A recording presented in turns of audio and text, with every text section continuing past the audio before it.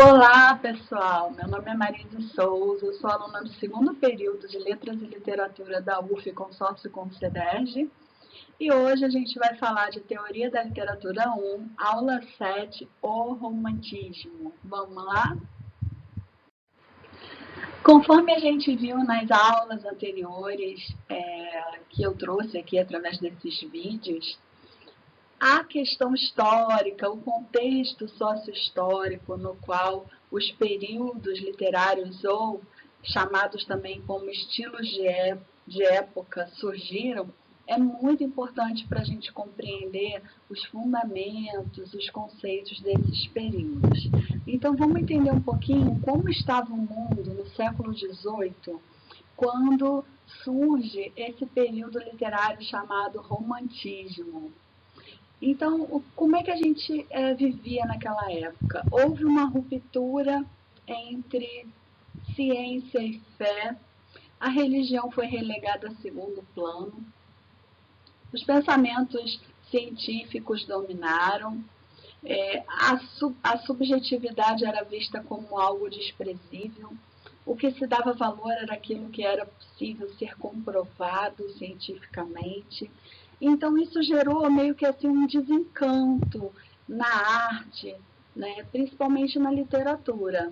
E na Alemanha, alguns poetas começaram a criar um estilo de época novo, que tentava trazer de volta essa relação mais holística, essa visão mais do todo, da união da humanidade entre si e com a natureza. E daí surgiram os primeiros poemas e as primeiras obras literárias do romantismo. A partir da Alemanha, isso foi se estendendo para a Europa até chegar à América. Tudo isso a gente vai ver aqui e na próxima aula também, né? Eu fiz algumas anotações, deixa eu ver se eu deixei de falar alguma coisa, assim, nenhum estilo de época ele é totalmente uma entidade fechada e homogênea.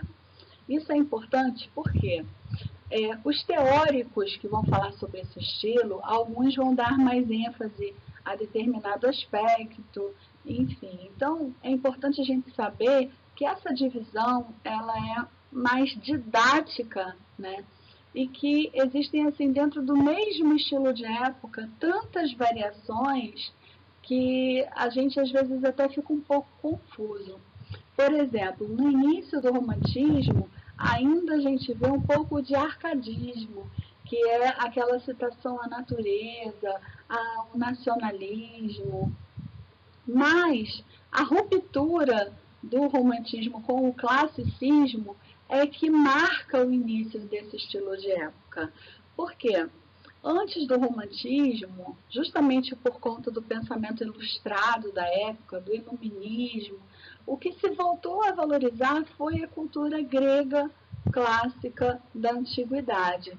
Então, os filósofos, as produções gregas, tudo isso estava em alta conta.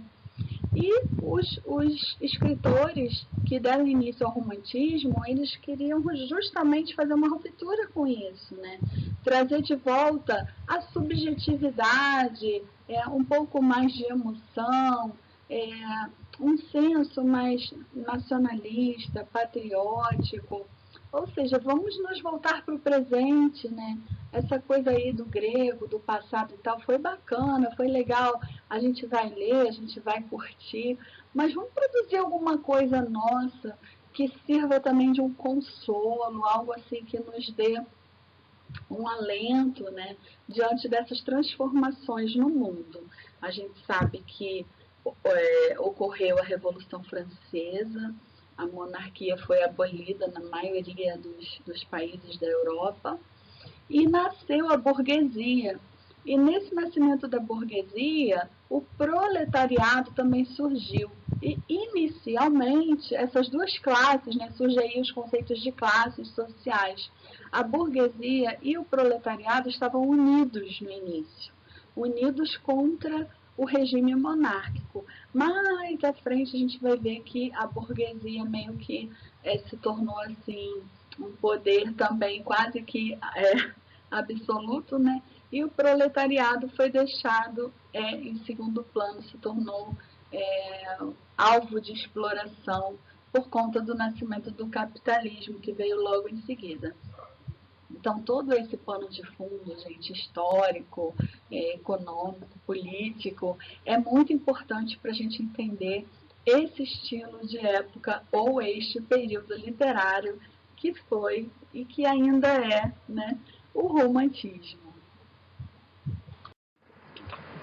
Na nossa apostila, na página 91, eu preciso ler porque é muito lindo isso que está escrito, né, que é considerado um manifesto romântico inglês. Quando o romantismo se deslocou para a Inglaterra, a gente lê o seguinte, né? O homem e a natureza estão essencialmente adaptados um ao outro, e o espírito do homem, naturalmente, como o espelho das propriedades mais belas e atraentes da natureza. Então, a poesia seria o transbordar espontâneo de poderosos sentimentos. E conforme eu falei anteriormente, a gente encontra uma frase aqui também nessa página muito marcante, que é a seguinte: o indivíduo vive no todo e o todo no indivíduo. Esse pensamento do holos, do todo, foi um pensamento lá do início, das origens, né, dos pensamentos, dos conceitos, da elaboração humana a respeito de si mesmo, a respeito de Deus, a respeito da natureza, onde tudo era uma coisa só. Então, era, vamos dizer assim, o holismo. Logo em seguida veio uma ruptura, que foi quando a gente criou a ideia de Deus, né? E aí tudo girava em torno de Deus, Deus se tornou o centro de tudo, então teocentrismo, e o homem e a natureza se separaram ali de Deus, eles estavam, vamos dizer assim, submissos a Deus. Mais adiante, houve uma ruptura de tudo isso, Deus para lá, homem para cá e natureza para cá. E deu início a esse processo à própria exploração da natureza. O homem já não se via mais como parte integrante da natureza. Daí ele começou a destruir, explorar, usar a natureza para enriquecer, para obter benefícios, sem se importar com os danos ao meio ambiente. A crise ambiental começou filosoficamente, né? Interessante isso. E hoje, né, a gente está meio que assim, voltando, retomando ao resgate desse todo unificado, ou seja, nós somos integrantes da natureza, Deus volta a fazer parte dessa visão, seja da forma como ele for definido, e a gente começa a respeitar a natureza como sendo assim um pensamento ecossistêmico, onde tudo, né, esse todo volta a ser visto. E o romantismo, ele captura essa ideia, né? Ele tenta resgatar isso aí nas obras, quando ele traz para as obras a religiosidade, que estava sendo assim vista como de menor importância, traz a natureza, a contemplação da natureza, a integração do homem com a natureza, e traz o homem, ou seja, a subjetividade desse ser, né? Como ele é importante, como a sua opinião é importante, a fala autêntica, aquilo que não é uma repetição mecânica do que já foi dito por outros pensadores. Então, inaugura ou reinaugura, né, porque a gente vive em ciclos de períodos que se repetem com algumas modificações, então reinaugura aquela época mais primitiva, né, da humanidade, onde havia mais o holismo. Para sistematizar um pouco dessa viagem que eu estou fazendo aqui, eu coloquei aqui uns tópicos nesse slide para a gente poder ter uma forma mais concreta e até mesmo ajudar no estudo para a prova. Então, o romantismo, ele valoriza a inspiração individual. Isso aí, gente, abre as portas para que qualquer pessoa possa ser um poeta, por exemplo. Né? A gente está falando muito de poesia porque a poesia foi o gênero, vamos dizer assim, predominante no início, né? Depois veio o romance. O romance já é mais a ficção, o aspecto ficcional do romantismo, que a gente vai ver posteriormente, nos próximos slides. Então, essa inspiração individual contraria um pouco a visão do classicismo, que era o seguinte: para você ser um poeta, você tinha que fazer uma escola, né? Você tinha que aprender a métrica, a rima, as fórmulas, o epíteto. Vocês lembram disso? Que a gente aprendeu em BCO, que a gente aprendeu as português 1, né? Nos gêneros literários. Enfim, agora não, agora eu tenho liberdade, eu não estou mais preso a regras, como diz aqui Victor Hugo, um escritor francês, né? Nem regras, nem modelos. Então, eu faço a desconstrução daquele sistema meio que preso da produção literária, e agora eu liberto as letras, né? Eu liberto as estruturas, eu derrubo os muros que separavam os poetas, né, da antiguidade dos novos. Então, também é valorizado, como eu já falei, o caráter nacional da poesia. Então, é uma visão que percorreu ali todo o mundo ocidental, né? Esse interesse pelo nacionalismo. A gente sabe que nesse período já assim, as Américas já haviam sido descobertas, vários países tinham se tornado independentes de seus colonizadores. Então, nasce aí um interesse em valorizar a pátria, assim como aqui no Brasil, né, a independência da pátria.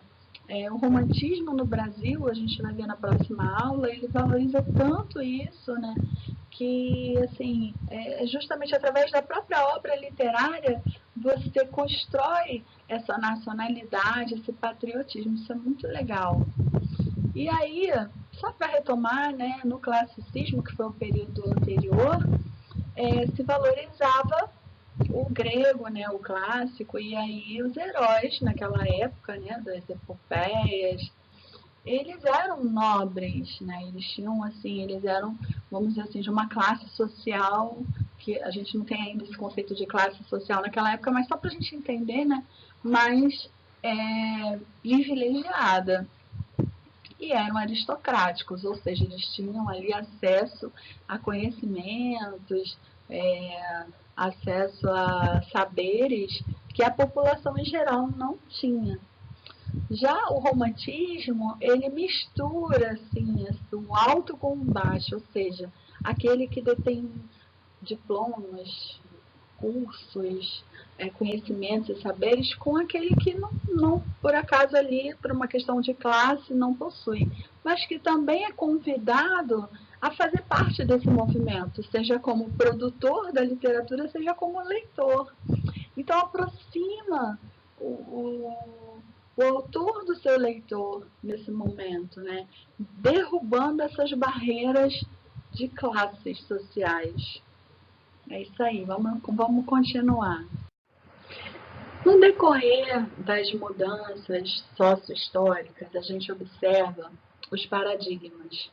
E muitas vezes não existe assim, uma ruptura entre um modelo de pensamento, de conduta da sociedade em relação a vamos dizer assim, novo modelo. Porém, no romantismo, essa ruptura ela é assim, o que caracteriza o início, vamos dizer assim, da nova literatura. Né? A partir do romantismo, tudo mudou, porque precisava haver essa ruptura com as regras de composição clássica, senão a gente ia ficar preso ali naquele momento.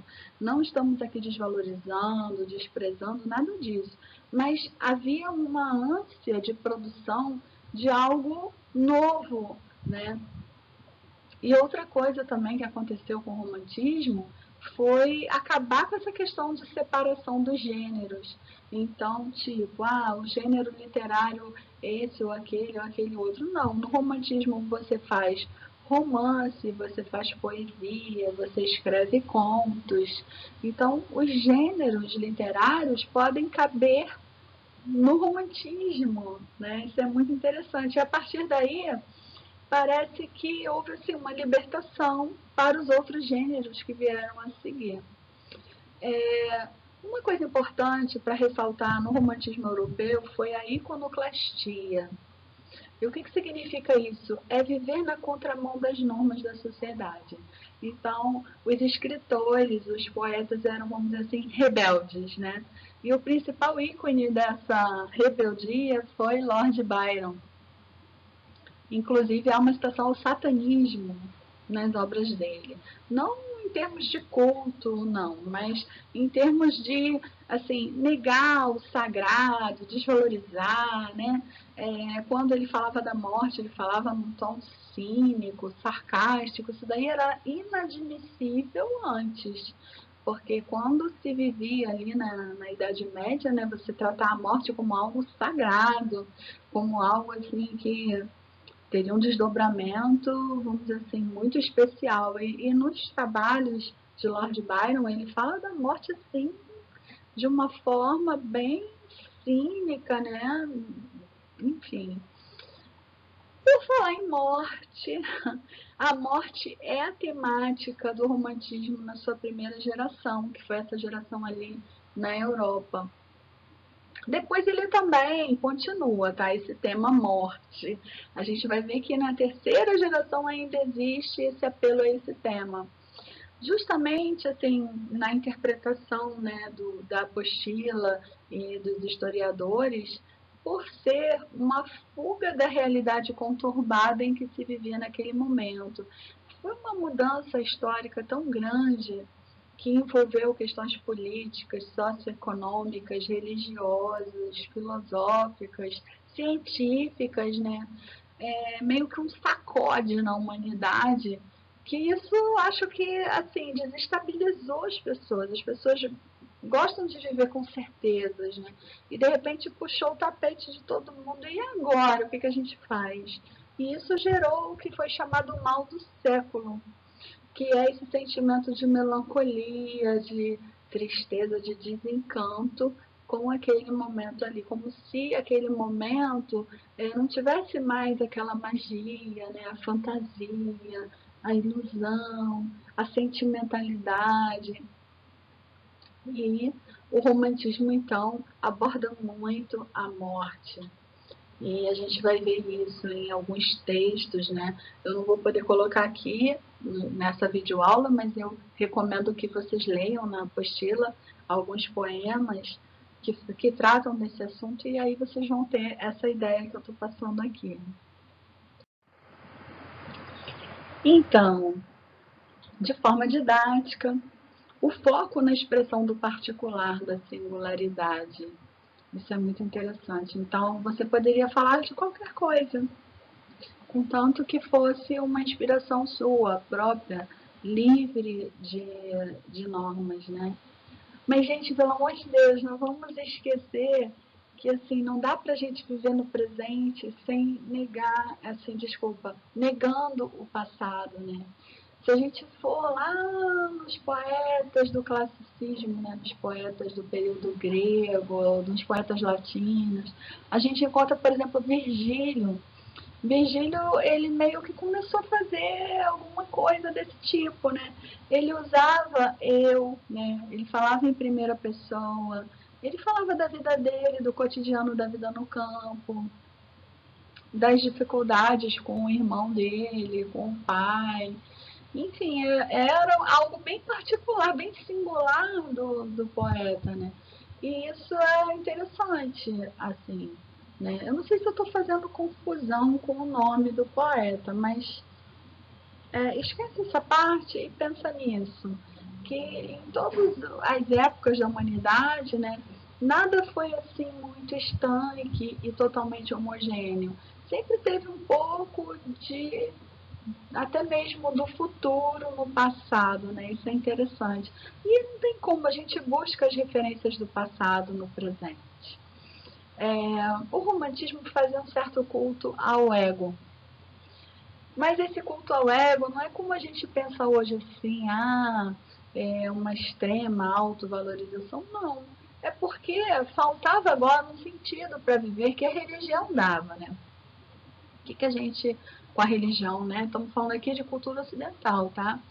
Passava pra gente, faça o bem, faça isso, faça aquilo para ser salvo, para viver no paraíso. Então você tinha, assim, algo, um script para você viver, para você depois da morte ter um sentido, né, de você ter vivido, enfim.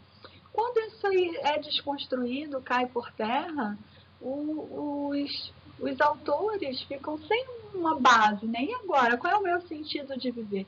Então, existe essa valorização do ego, né? Então, eu vou valorizar a minha vida, mesmo que ela dure pouco. Enfim. Um repúdio à racionalização extrema. Gente, num período em que nas ciências, né, a racionalização era tudo. E aí a gente encontra na arte e na literatura um movimento contrário a isso. Isso é interessante porque dá um equilíbrio para a humanidade. Imagina se tudo naquele exato instante se tornasse uma racionalização extrema. Caramba, né? E aí a valorização de temas também como a infância, a existência selvagem, a gente vai ver nas próximas gerações do romantismo, a valorização do índio, né? Até mesmo a criação de um mito assim, em torno do índio, como sendo aquele herói, aquela pessoa assim, exemplo de boa conduta, sabe? Um pouco idealizado, né? E aí também a valorização dos comportamentos excêntricos. Lembra da iconoclastia, né? Acho que é isso. Que era assim, você remar contra o que as pessoas acham que é o correto. Então imagina, um poeta desse, né? De repente ele chegar e fazer alguma coisa que todo mundo estranha. Então o comportamento excêntrico era super valorizado. Você ser excêntrico era, nossa, era moda. Vamos encerrar esse vídeo. Se deixar, eu vou ficar aqui falando, porque eu acabei de perceber, depois de estudar as duas últimas aulas, das 7 a 8, que eu estou presa no século XVIII, gente. Eu tenho todas as características psíquicas, emocionais desse período literário, desse estilo de época. Enfim, né? Vou falar com a minha terapeuta. Então, para fazer um resumo, tipo assim, para prova, para a gente gabaritar a questão. Características do romantismo. São duas.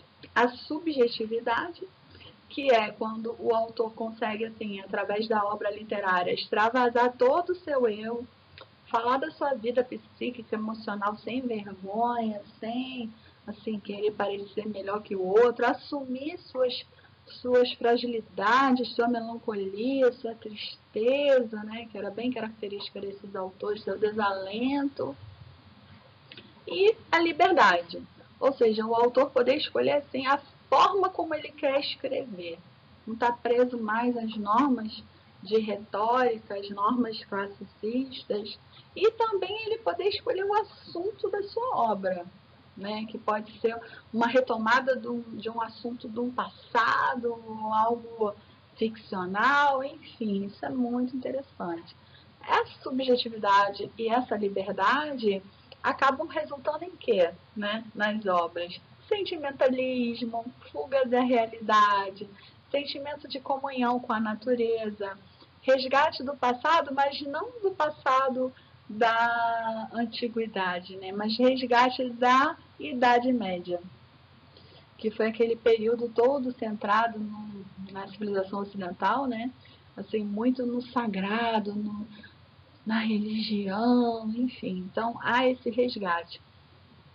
A renovação dos gêneros literários, ou seja, amplia aí os horizontes, nasce o drama como uma união entre a comédia e a tragédia lá do período grego, e o romance, que no romance, nesse caso, não é mais focado em heróis, nobres, aristocratas, mas no homem comum. O homem comum e a sua vidinha, né? Assim, as suas experiências afetivas, as suas experiências psicológicas, emocionais, histórias, enfim, isso é muito legal. E o interesse pelo exótico, pelo noturno e pelo sobrenatural. A gente vai ler nas obras muito isso, né? Essa característica. Que é também algo assim de resgate do místico, da fantasia, da magia, né? Tão negada, meio que até vista, né? Com maus olhos pelos pensamentos ilustrados da época. É isso aí, gente. Bons estudos e até o próximo vídeo.